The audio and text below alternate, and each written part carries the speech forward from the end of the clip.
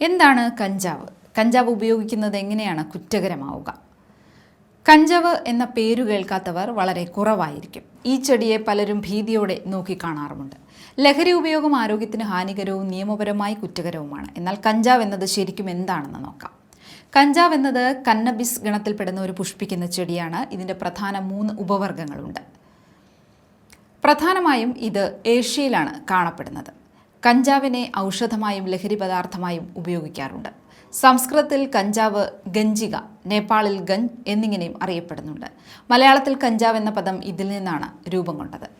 കഞ്ചാവിൻ്റെ ഉപയോഗം മഹാശിലായുഗത്തോളം പഴക്കമുള്ളതുമാണ്. പുരാതന ഇന്ത്യയിൽ ഇൻഡോ ആര്യന്മാർ കഞ്ചാവിനെ ഔഷധമായും താന്ത്രിക ചടങ്ങുകളിലും ഉപയോഗിച്ചിരുന്നു. ആയുർവേദത്തിൽ മാനസിക അസ്വാസ്ഥ്യങ്ങൾക്കുള്ള ഔഷധമായി കഞ്ചാവ് ഉപയോഗിച്ചിരുന്നതായി ചില ഗ്രന്ഥങ്ങളിൽ രേഖകളുണ്ട്.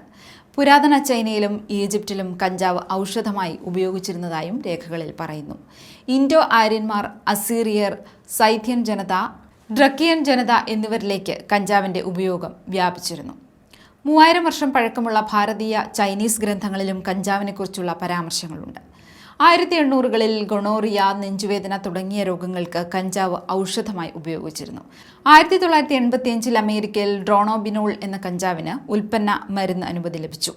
ആമാശയ പ്രശ്നങ്ങൾ, കീമോതെറാപ്പി, ക്ഷീണം, എയ്ഡ്സ് രോഗികളുടെ വിശപ്പില്ലായ്മ തുടങ്ങിയവയ്ക്കായി ഇത് ഉപയോഗിച്ചിരുന്നു.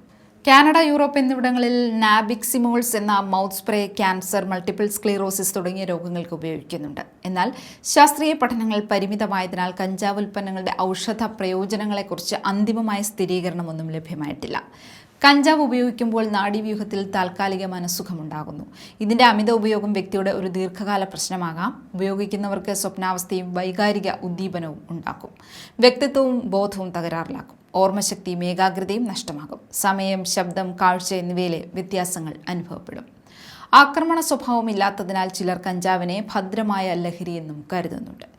1793 ബ്രിട്ടീഷ് ഇന്ത്യയിൽ കഞ്ചാവ് ചുങ്കത്തിന് വിധേയമാക്കി. 1894 Indian hemp drugs commission act കഞ്ചാവിൻ്റെ ഉപയോഗം നിയന്ത്രിച്ചു.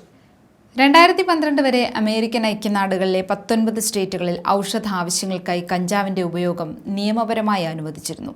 കഞ്ചാവിന് ലഹരി ദ്രവ്യമായും ഔഷധമായും ഉപയോഗമുണ്ട്. എന്നാൽ നിയന്ത്രിതമായ വൈദ്യശാസ്ത്രപരമായ ഉപയോഗം മാത്രമേ നിയമാനുസൃതമാകൂ.